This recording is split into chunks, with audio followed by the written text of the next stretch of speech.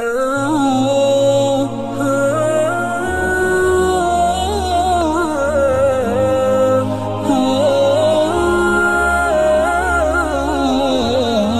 pandangan Pak Ustadz tentang perang Yaman saat ini?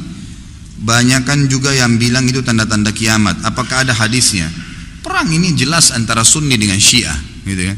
Jelas. Sunni itu siapa? Yang mengikuti sunnah Nabi. Syiah orang-orang yang menolak sunnah Nabi SAW. Orang Syiah tidak mengikuti sunnah Nabi SAW.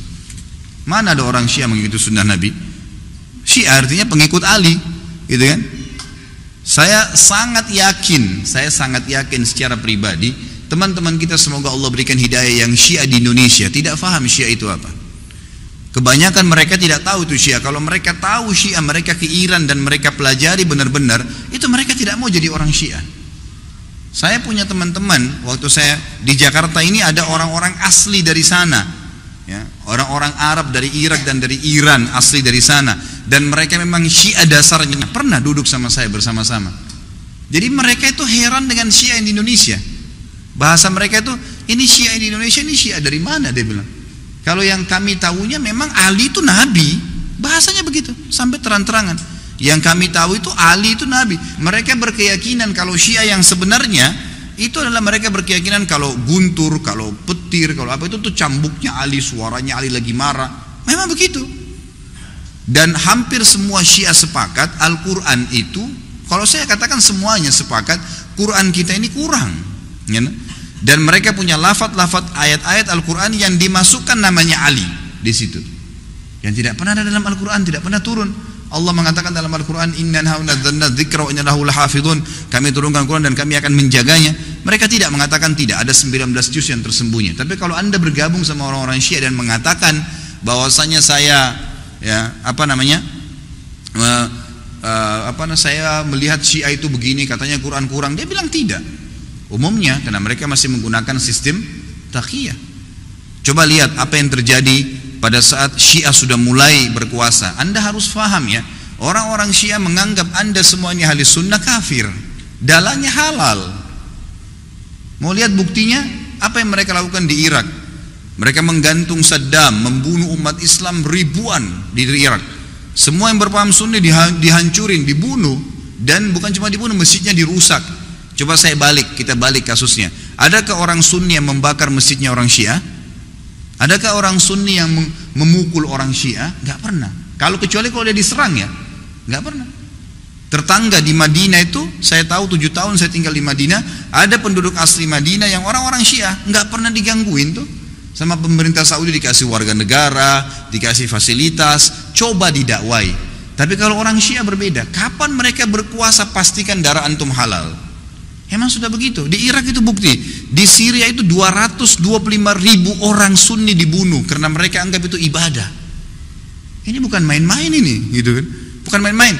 Dan mereka pada saat melihat di dua negara ini berhasil di Irak. Irak sekarang itu cuma kedoknya namanya Irak, tapi dia sudah bagian dari Iran. Ini sudah bagian dari Iran. Kemudian mereka berhasil lagi di Syria. Sampai sekarang Bashar belum berhasil dikalahkan oleh pasukan mujahidin di sana. Mereka masuk lagi ke Yaman. Yaman itu sudah mendekati, sudah masuk ke Jazirah Arab. Pada saat mereka masuk ke Yaman, mereka melakukan hal yang sama. Mereka sebarkan isu, subhanallah, di Indonesia hari-hari sekarang ini mereka lakukan hal yang sama. Apa yang mereka lakukan? Lemparin isu ke pemerintah Yaman waktu itu, kalau orang-orang yang berfaham Sunni ini teroris, fahamnya radikal, keras, dan seterusnya. Seperti itu. Lalu pemerintahnya buat apa? Bersama-sama dengan kelompok Syiah ini untuk menyerang ahli sunnah. Itu yang terjadi. Pemerintahnya nggak sadar, gitu kan? Pemerintahnya nggak sadar. Setelah orang-orang Sunni, dai-dainya banyak yang ditangkapi, gitu kan? Apa yang terjadi? Pasukannya orang-orang Syiah menguasai pemerintahan dan akhirnya menguasai pemerintahan itu. Itu yang terjadi. Baru berapa hari berkuasa sudah dipasang pelang-pelangnya Khomeini, sudah pakai simbol-simbol Syiah semuanya, halal darahnya ahli sunnah. Ini pemahaman Islam dari mana ini? Pemahaman dari Islam dari mana membunuh seorang muslim? Nggak mungkin, gitu kan? Sekali lagi ya, orang-orang Sunni tidak membunuh orang-orang Syiah kecuali memang mereka melakukan kerusakan. Mereka tinggal di tengah-tengah umat muslimin, gitu kan? Dianggap bagian dari umat Islam, didakwahin. Orang yang sesat harus didakwahin, gitu kan pemahamannya ya, jadi jelas sekali. Nah sekarang ternyata orang-orang Huthiyin, istilahnya Huthi itu orang-orang Syiah yang dari Iran, mereka masuk ke Yaman dan mereka membantai kaum muslimin di sana. Mereka bilang apa? Musim haji ini kami akan serang Mekah. Mendengar statement tersebut, kira-kira apa yang dilakukan oleh Raja Salman? Beliau ambil keputusan, ini orang sudah gila nih. Mereka pernah melakukan beberapa tahun yang lalu, kurang lebih 30 atau 40 tahun yang lalu, orang-orang Syiah pernah masuk dari wilayah Persia di Iran dan mereka membantai jemaah haji. Sampai dikatakan pada saat itu darah ya di daerah Ka'bah itu sampai ke betis. Mereka anggap halal ahli sunnah itu. Jadi ini berbahaya, pemahaman dari mana ini? Islam dari mana ini? Gitu kan? Nggak ada Islam. Mungkin ini bukan masalah fikih. Banyak orang jahil nggak paham.